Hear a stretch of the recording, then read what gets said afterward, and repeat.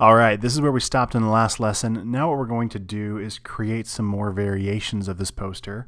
We're going to work with artboards and how to export those artboards. We're also going to talk a little bit about bringing other graphics. In this case, we're going to bring in an image of the ocean. What we're going to end up with here are these couple other versions I made like this. So this one still has the anchor. I'm going to show you how to create these little waves down here. That will teach us how to use some of the shape builder tools. We're going to get some different fonts in here, and then we're also going to work with images. As you can see, you can work with images in Illustrator as well. So let's get started here. Let's go ahead and start working on this poster. So what I want to do, just for the sake of speeding this up, let's go ahead and hit, I'm just going to copy all this, Command-C to copy, and I'm going to throw it up in my canvas. So this is, again, is like I showed you, we've got this whole big canvas to work with, and a lot of times I'll litter my artboard with stuff that I'm using as a reference. So this could have even been like an idea or a sample you got from somewhere else and you wanted to just paste it in here. And I'm going to move this guy out of the way that we ended up not using. And what I want to show you right now is the artboard tool. So right now, technically, we have this big old canvas, and then on the canvas we can have multiple artboards. So this is an artboard that was 8.5 by 11. We set this up at the very beginning, hitting that preset button. So if I go to print this, only objects within this black, you see a black stroke there, anything within that will print on that 8.5 by 11. Everything beyond it will get cropped off. So in this case, let's say you wanted to see what that would look like. I can actually apply a mask to this. So this was locked, remember. I'm going to come over to Object, Unlock All, Command Option 2. So now I can select it. I'm going to hit Command-C to copy it. Click once to the side, Command-F to paste it in front. And I have two objects now. I'm just going to change color so you can see that. I just pasted it right in front, Command-F. If I hit Command-V, it's just going to throw it anywhere on the artboard that it feels like, but I want to put it right on top of that other one here. So I've got two shapes. And now I'm going to shift-click on that blue anchor. So I've got the blue anchor and this blue box in front of it selected. And I'm going to hit Command-7 to create a mask. And what that did is it actually pasted that shape inside of the other mask. If you want to get rid of it, you can right-click and click Release Clipping Mask. Okay, but basically what I'm doing is I'm just cropping that. It's not a destructive crop though, so Command F to paste that shape I had in front. Shift click, Command 7. There we go. So I just trimmed it, and now it brought it in front of my text. So I'm gonna hit Command left bracket key to put it back behind that text. Okay, the whole reason for that was so you could see, okay, this is what it's gonna print like. But if you wanted to crop that off, you totally can using those shapes to mask. Okay, so let's get the artboard tool now. I'm going to hit Shift O. It's the same as clicking right here on that artboard tool icon.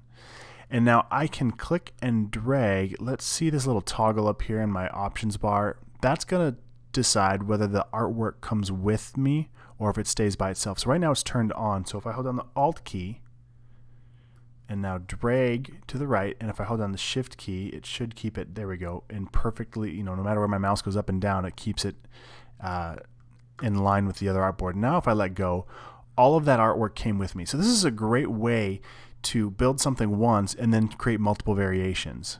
Once I get this where I want, I can hit the Escape key to commit that there, and now I've got two artboards. And if I look over here in my, right next to my layers panel, I've got this artboards window. So now I actually have two artboards, and I can rename them. If I hit Shift O again to get my artboard tool, I'll click once on this artboard and I can see the name of it here called Artboard 1. Well, I could call this Comp 1. And I could click on this one and call it Comp 2. And the benefit to doing that is later down the road when we go to export this now, it'll use those names as part of the file name when we export it, saving us a step and also making it easy for your clients to see which version you're talking about as you're working with them. So I'm going to hit the Escape key to get out of that, and I'm going to zoom out a little bit, and let's look at what we're going to do here. So I'm going to grab this guy, move it down a little bit, and I'm again cheating because I've got this right next to me. If you wanted to, if you're on a PC, you can hit your print screen button to copy my screen. You can pause this video right here. On a Mac, I'm going to hit Command Shift and the number 4, and you could click and drag and then let go. So go ahead and pause the video, take a picture of my colors if you want to. And then when you let go of that, what it's going to do is it's going to throw that screenshot to your desktop. So if I click on my desktop, I've got a picture of my screen. So now what you could do is drag that picture to your desktop within Illustrator. And granted, it's just a picture. This isn't editable, but now you can use that eyedropper tool, hit the letter I, and you can sample from that photo to get the exact same color if you like the colors I'm working with here. You totally don't have to do that, but I do that a lot. I'll look online at different Google Images or whatever and find color schemes I like, bring in the photo, and then I can copy those colors. All right, so I'm gonna go ahead and work on changing first this background color. And again, if you don't see this, if it's locked, hit Command Option 2 to unlock that. I'm gonna get my eyedropper tool at the letter I, and now I can click on any color and it'll change that background color. I'm gonna hit Command Z, because what it did, it actually filled the color of that shape in front of me. So now with that selected, if I click on that again, you see what it did, it just filled that mask layer. So what do? Well, I am going to, there's a few ways we can work. In this case, I'm just gonna right click and release clipping mask for now, because I don't want to deal with working around it. I'm going to click that layer, hit Command I, or no, not Command I, but the letter I, click once on that color, and now I'm going to click on the anchor, hit the letter I, and click once on that colored anchor in my document over here to get that color match. All right, what's going on? It doesn't look quite the same. Let's click over here and see.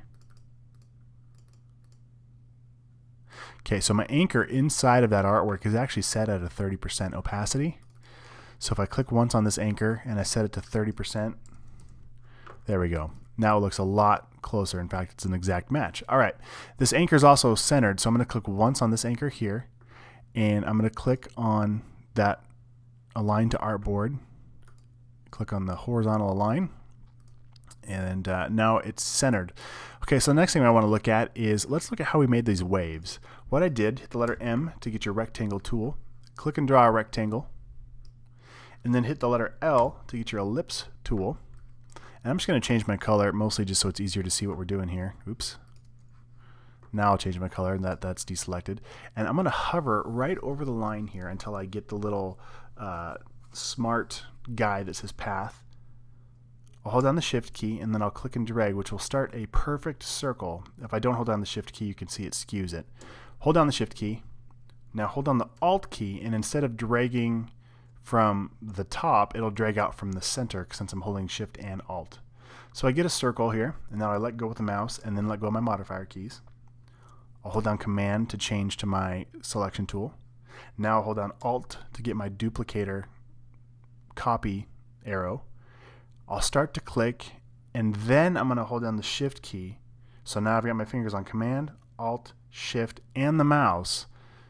That way it drags a perfect copy and keeps it in line. Once I get it here, I'm going to let go of the mouse first, and now I let go of all three of those modifier keys.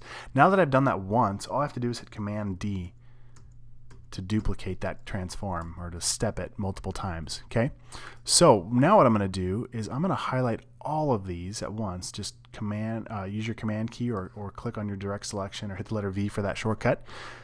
Click and drag from outside to here, and then highlight all of those. Now I'm going to hit Shift M, and that's the shortcut for my shape builder tool. And what that does is it actually builds shapes. We could actually talk a lot about this tool, but what I want you to do is just hold down the Alt key, and it's going to subtract those shapes. I could also click and drag through multiple, and I'm holding down the Alt key to subtract them. If I wanted to, I could just click on it without any modifier keys, without the Alt key, and it would add to that selection. It would actually add those together. So now that is one shape here, but I'm going to hit Command Z. I didn't want to do that. Hold down Alt, and now just click on these to cut this out. So now I've got that wave shape, and let's see, let's bring it over here to my document, about like that. And before I let go though, I'm just going to make sure there was nothing else I'm hiding. Okay, it was just that text. We'll bring this back up here, and that's good.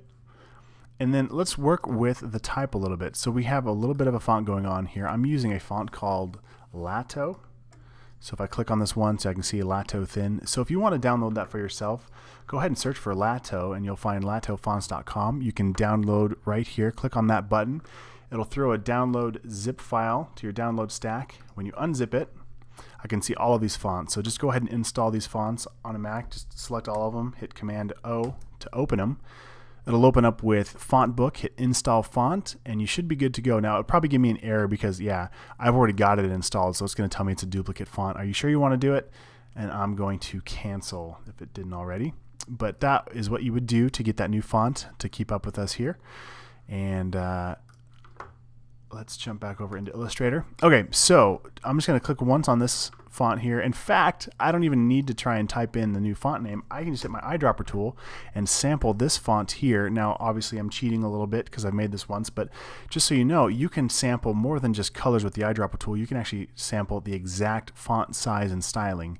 It looks a little different because this font was typed in all caps. So what I'm going to do is come up to Type, Change Case, and I'll put it to lowercase. And now it automatically changed all my type to lowercase. Okay, now something else though, I've got these as separate line items. So what I'm going to do, first I'm going to move that out of the way. I'm going to grab my text here and I'll just bring it up here so I can work with it. So a smooth C I have as one line, so I'm going to get my type tool, highlight this, hit Command X to cut it. That cuts it to my clipboard. It copies it to my clipboard but also cuts it from the line. I'll click once down here and hit Command V to paste it. Okay, so there's that. And then the word never, so I'll highlight that, Command C to copy, or Command X to cut it out of there and copy it at the same time, Command V to paste. Now that's not the same size I want it to be, so I'm going to, here's another way to work. If this is selected and I click with the eyedropper tool, anything I click on will change that because that is still selected. I'm going to hit Command H to show that. We had hidden those guides a while back. So you can see that that's still selected, so whatever I click on, it'll take either that color or that font style. But another way to work is with nothing selected, I can say, hey, apply this style. So I'll click once on the word never to anything I paste. So now if I hit Alt, you'll see my eyedropper tool turns from the fill eyedropper to the one that's already filled up. That's what that little black line, like it's filled up there, and I can deposit that look right onto that text. Now it doesn't look quite the same. I need to change, the one thing it doesn't come over is the capitalization. So I'm going to come down to Type, Change Case, change to uppercase. There we go. All right, and then made A is the next word I'm going to do. So what I did when I made this, I actually just clicked once on that letter, on that text, hit the Alt key, and drag down a copy, and change it to made A. And I can just type it in here, triple click, made A, and then skillful sailor, same thing. Alt click, drag down, Command Shift right bracket to bring it all the way to the front to make sure it's in front of those blue waves if you haven't already. And then I'll type in skillful sailor or skilled sailor. I've seen it both ways. All right, Command click on that, get the letter I from my eyedropper tool and click once over here, and now it's the same size and color, but I want it to be all capped. So I'll go to Type, Change Case, uppercase. All right, now just a little bit of house cleaning to get this finished off here. I'm going to click on all of these, shift click to get multiple selections at once, and I want to align these to my artboard. Now my options bar has got so many things going on that the align bar got kind of hidden here, and if you don't see it here, you can also come up to Window and down to Align, and that'll actually pop open a separate alignment box here we can work with. So with all these selected, I'm going to click this tiny little drop down and make sure I've got my show options, and down here under Align to, I want to make sure it's aligning to the artboard. Okay, so I'm just going to click once on the horizontal sender. Now, because we're aligning to the artboard, it's going to use this as the reference. But let's say you've got a couple objects here and you wanted these to align.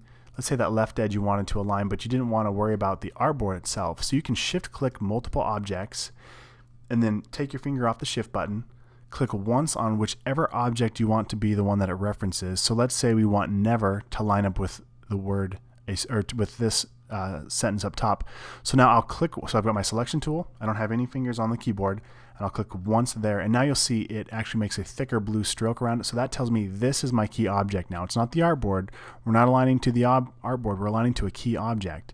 So now if I align the left edges here, it's going to nudge over the word never to line up there. Now you'll see that this font has a little bit of space built in. If I wanted it to truly line up perfectly, I could click once here, Command Shift O to create outlines. Remember that shortcut under Type, create outlines. Same thing here, Command Shift O to create outlines. And the benefit to this is now it doesn't see all the excess type settings from the font. It only sees this as shape. So I can shift click this one more time. Now click once more on that word, align the left edges, and now it's going to be a perfect alignment down that left side edge. So that's the benefit as far as working as a graphic image, but the downside now is that font is not editable if I needed to come back in and change it. So you can choose how you want to work there. I'm just going to shift click real quick on these, change my alignment to the artboard, and then I'm going to hit center align. Now they're all center align. Good to go there. I'm going to just do a couple more little things here just to nudge these in place. You can see my smart guide's telling me that I'm balanced here. I can also shift click all three of these and now come back to my align panel, and I can distribute the vertical center. So if I click on this, it was still selected the artboard, so I'm going to hit Command Z, changes to selection. So now it's referencing just these three as a separate selection, and I'll horizontally distribute that. So now it's perfectly balanced between the spaces here. All right, so let's go ahead, and we've got that made. Make sure you're saving if you haven't already. I'm just going to delete that sample. I'm going to hit Shift O to get my artboard tool. Hold down the Alt key and drag another copy over, and hit Escape. Now in the next lesson, we're going to bring in these photos here and work with some photos.